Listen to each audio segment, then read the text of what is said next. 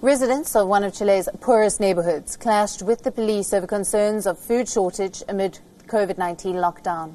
A group of demonstrators hurled rocks and burned piles of wood along the streets of Bosque neighborhood of capital Santiago to protest against the lack of food and work due to the lockdown. A recent spike in the number of infected cases pushed Chile's capital to go under a total lockdown this weekend. Chile has reported over 46,000 COVID-19 cases with more than 470 fatalities.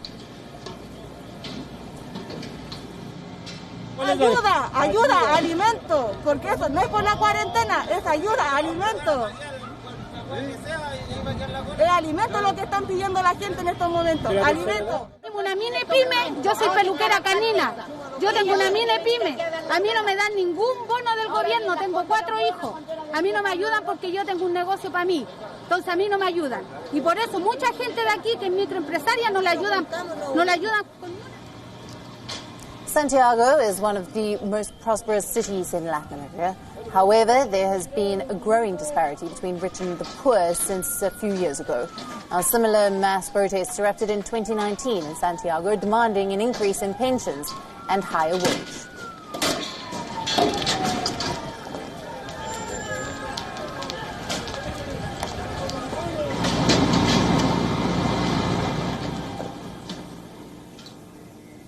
Italy achieved a major milestone on Monday. For the first time since early March, the country recorded less than 100 deaths from COVID-19.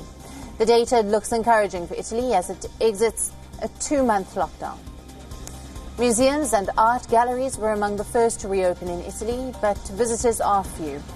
Cafes and bars seem to be having better luck at attracting visitors. Many Italians have not seen their friends for over 2 months. In the central Monte area of Rome, people gathered for a well-earned meetup, making most of the summer weather.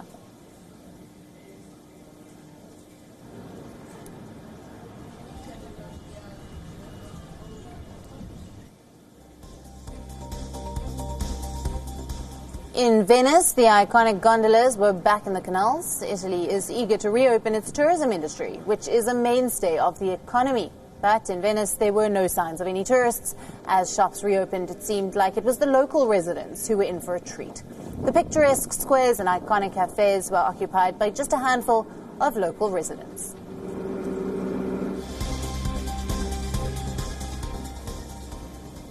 In the financial capital of Milan, shops have slowly started reopening. At a quick glance, things looked almost unchanged, but the city has changed a lot since the outbreak. All residents are wearing face masks and social distancing is being followed without fail. Churches in Italy have also thrown open their doors to worshippers. People attended morning masses for the first time in almost 3 months in Rome. But there are certain challenges to attending church in the post-corona era. Masks and social distancing go without saying. Priests have been asked to wear gloves while distributing sacred bread, and they are not allowed to shake the hands of worshippers, as is tradition.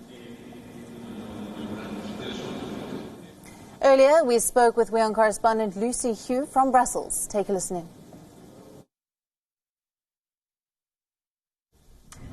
Yeah, we've had a series of incredibly encouraging figures coming from Italy. Over the weekend, the death toll was 145, and as you say, on Monday, the death toll was lower than 100 for the first time since the lockdown was imposed on the 9th of March. There is sometimes a delay in reporting cases over the weekend, so we may see that number fluctuate a little bit this week. But, clearly Italian authorities are going to be happy that the death toll is finally starting to wane. At the peak at the end of March, we were looking at a death toll in excess of 900. On Monday, we went into a next phase of the Italian exit strategy where bars, restaurants and cafes were allowed to open, although with strict social distancing measures in place. We saw the reopening of some public spaces, churches, people able to visit cemeteries for the first time. Clearly the tens of thousands of people who have lost loved ones during this crisis. We were hearing of Italians really being in a state of shock, huge relief from them that the very strict lockdown measures are starting to lift, that the death toll is starting to wane, but of course there are very real fears that there will be a second wave later in the year as the lockdown measures continue to be lifted.